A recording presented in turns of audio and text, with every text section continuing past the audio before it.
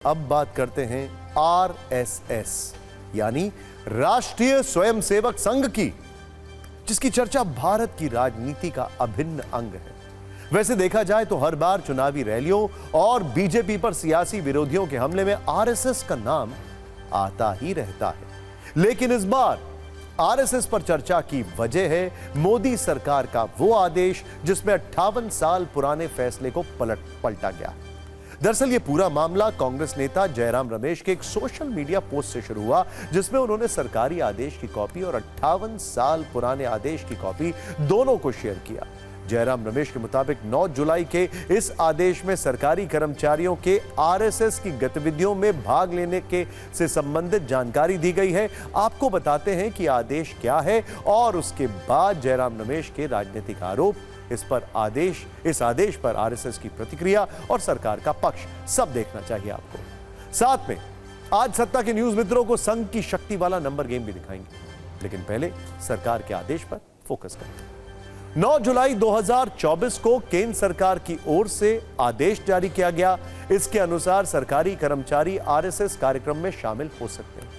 Department of personal and training की तरफ से यह आदेश जारी किया गया। इस आदेश पर deputy secretary government of India के हस्ताक्षर हैं। जयराम रमेश की ओर से शेयर किए गए आदेश की कॉपी में लिखा है कि दिनांक 30 नवंबर 1966, 25 जुलाई 1970 और 28 अक्टूबर 1980 के विवादित कार्यालय ज्ञापनों से आरएसएस का उल्लेख हटा दिया जाए।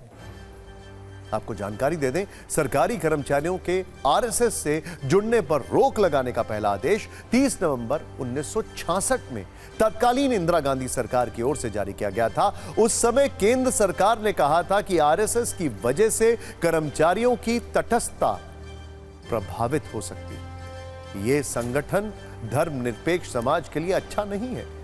सिर्फ यही नहीं, केंद्र सरकार ने आदेश में सिविल सेवा आचरण नियम 1964 का हवाला देते हुए यह प्रतिबंध लगाया था। इसके बाद देश में जब जनता पार्टी की सरकार साल 1977 में बनी तो इस प्रतिबंध को हटा दिया गया था, लेकिन 3 साल बाद 1980 में फिर से इंदिरा गांधी सत्ता में लौटी तो इस कानून को प्रभाव में लाया गया।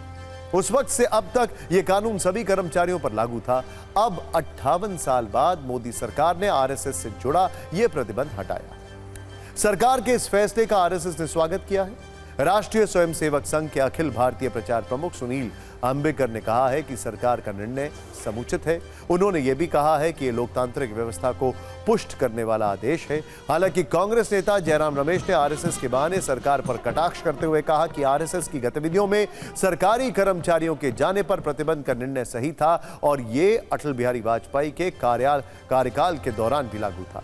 सिर्फ कांग्रेस के नेता ही नहीं बल्कि दूसरे सियासी विरोधी भी बीजेपी पर आरएसएस के बहाने व्यंग कर रहे हैं। व्यंगकारों में एआईएमआईएम के अध्यक्ष असदुद्दीन ओवैसी भी हैं। नमस्ते सदा वत्सले मातृभूमि। और ये तो बड़े सेंसिटिव चीज है कि अगर अधिकारी सेंसिटिव पोस्ट पर जाएगा और उसका व्यवहार आचरण किसी संस्था से या पॉलिटिकल पार्टी के माध्यम से उसका किया जाएगा, वो तो हम उत्तर प्रदेश में देख ही रहे हैं, हर दिन देख रहे हैं। और राष्ट्रीय स्वयंसेवक संघ जो एक देशभक्त संस्था है, जो एक सांस्कृतिक संस्था है, जिसका हर स्वयंसेवक देशभक्ति से ओतप्रोत रहता है, उस संस्था में कोई भी व्यक्ति भाग ले उसका स्वागत होना चाहिए। पहले वाला आदेश तो आना ही नहीं चाहिए था। इमरजेंसी के समय में भी राष्ट्रीय स्वयंसेवक संघ सांस्कृतिक संगठन है, देशभक्तों का संगठन है, चरित्र निर्माण करने वालों का है, अदालत में सिद्ध हुआ है। तो ये मैं समझता हूँ ये बिल्कुल गलत है, क्योंकि आरएसएस का जो मेंबर का ओथ होता है, पहले तो मराठी में था, बाद में उन्होंने उसको संस्कृत में किया, फिर थोड़ा अमेंडमेंट्स किए। वो ओथ आपको कहता है कि वो भारत की डाइवर्सिटी को, प्लुरलिज्म को नहीं मानते। वो तो हिंदू राष्ट्र के ऊपर कसम खाते हैं। तो जो हिंदू राष्ट्र के ऊपर कसम खाता वो तो इंडियन नेशनलिज्म के खिलाफ बात कर रहा है।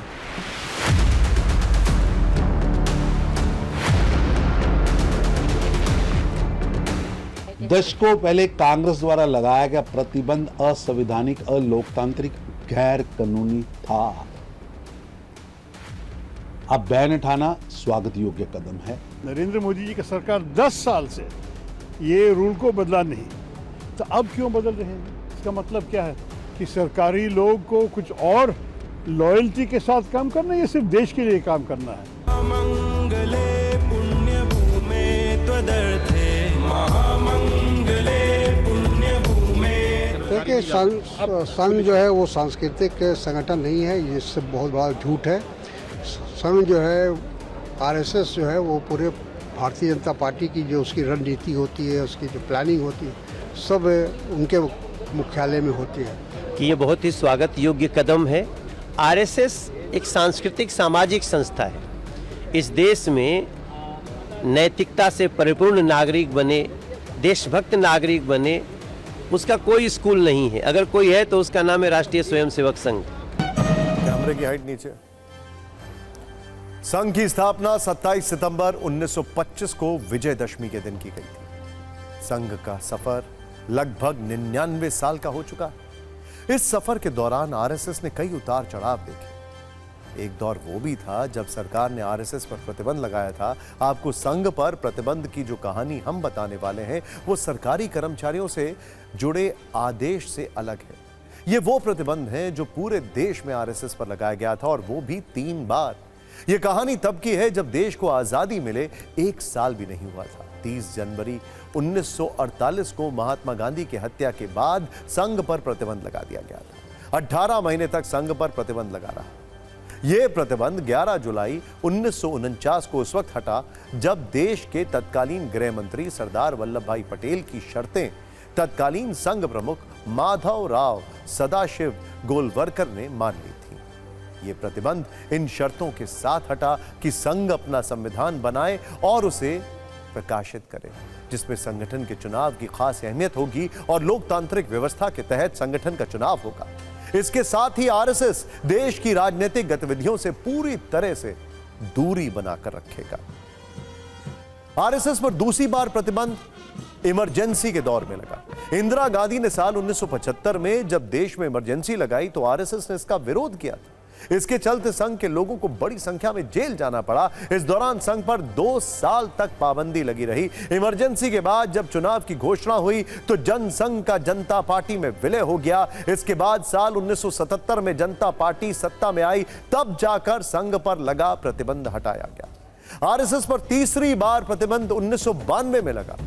अयोध्या में विवादित ढांचे को गिराए जाने के बाद भी आरएसएस पर आरोप लगाए गए। उस समय तत्कालीन प्रधानमंत्री पीवी नरसिंह राव ने आरएसएस पर भी प्रतिबंध लगाया था और फिर 4 जून 1993 को सरकार ने आरएसएस पर से प्रतिबंध हटा दिया। और आरएसएस की बात हो रही है तो संघ की संख्या बल भी संक्षिप्त में आपको बता देते हैं। आरएसएस 99 साल पुराना संगठन है। साल 2021 तक 90 लाख से ज्यादा लोग इस संगठन से जुड़े हुए हैं। देश में 55,000 से ज्यादा जगहों पर शाखाएं लगती और दुनिया के 35 देशों में आरएसएस का नेटवर्क है। 2010 के बाद आरएसएस की शाखाओं में 50% से भी अधिक वृद्धि हुई है।